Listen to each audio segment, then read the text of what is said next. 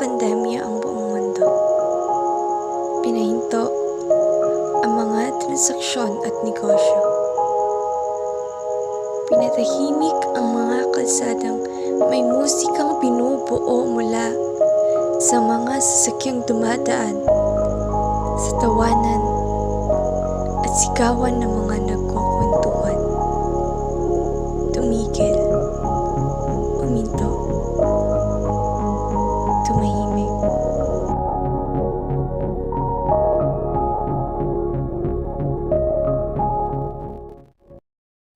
Bigati.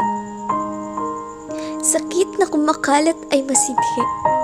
Batid ang simula nito, ngunit ang wakas nito ay hindi mawari. Kailan ba? Kailan ba matatapos?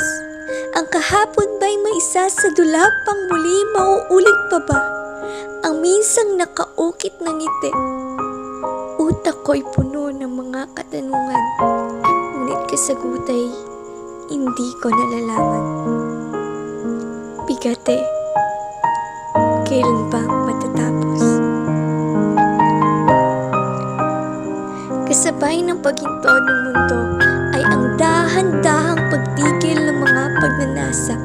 Ang mga kabataang hinuhulma ng pagsubok ay kinakapos sa pag-asa. Kumusta? Kumusta na ang pag-asa ng bayan? Lugmok na ba sa kalungkutan? Ang ilawan ba'y malapit nang mamaalam? Ano na? Pag-asa. Pag-asa ng bayan, ano na?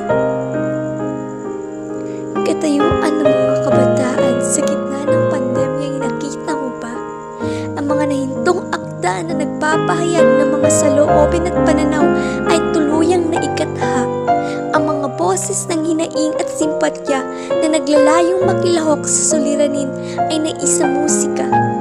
Ang pagbinta ng mga larawang nagpapakita ng pagiging masining ay sa pagguhit na isadula. Ang mga natutulog na diwa ng mga kabataang naghahangad ng pagbabago at magdadala ng pag-asa ay nagising na. Tumigil. Huminto.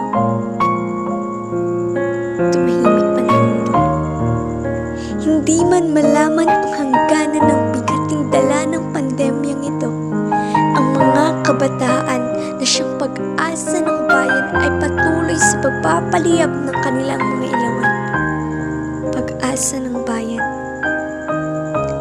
Hindi sila sumabay sa kalungkutan.